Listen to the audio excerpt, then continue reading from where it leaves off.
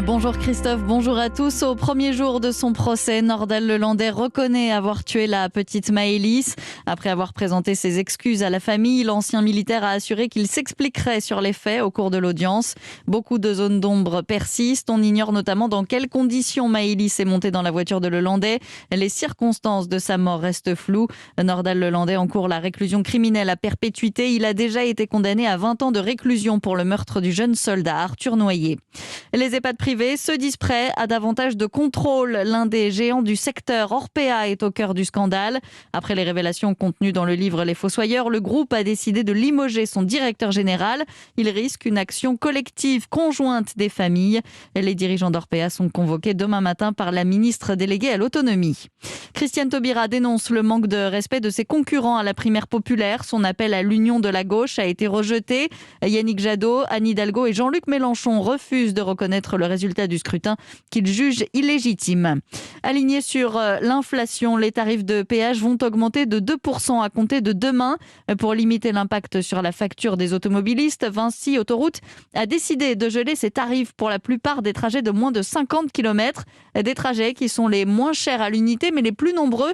Ils sont très empruntés pour des allers-retours domicile-travail. Dans l'actualité également, Boris Johnson va s'exprimer devant les députés cet après-midi. Le Premier ministre anglais qui s'est vu remettre un rapport interne sur le fameux Partygate, le scandale des fêtes données à Downing Street pendant le confinement. En Allemagne, 2 policiers ont été tués par balle ce matin lors d'un banal contrôle routier dans le sud-ouest du pays. Les 2 agents, un homme et une femme, ont été abattus sur une route de Cusel. Leurs meurtriers sont en fuite. La police invite les automobilistes à ne pas prendre d'autostoppeur.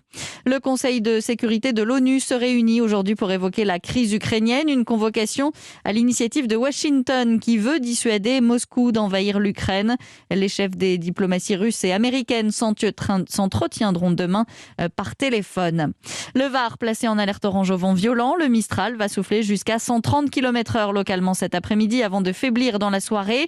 Alerte orange, vague et submersion cette fois dans le nord, conséquence de la tempête Cory qui se dirige vers l'Allemagne. La prudence est de mise. Tony Estanguet n'ira pas à Pékin. Le président du comité d'organisation des JO 2024 à Paris est positif au Covid. Il souffre de symptômes légers. Tony Estanguet pourrait être remplacé en Chine par le directeur général du comité d'organisation. Et puis un mot de football. On connaîtra ce soir le nom du dernier qualifié pour les quarts de finale de la Coupe de France. Le PSG reçoit Nice à 21h15. Hier, Monaco s'est qualifié aux dépens de Lens.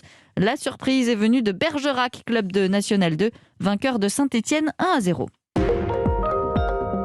Europe 1.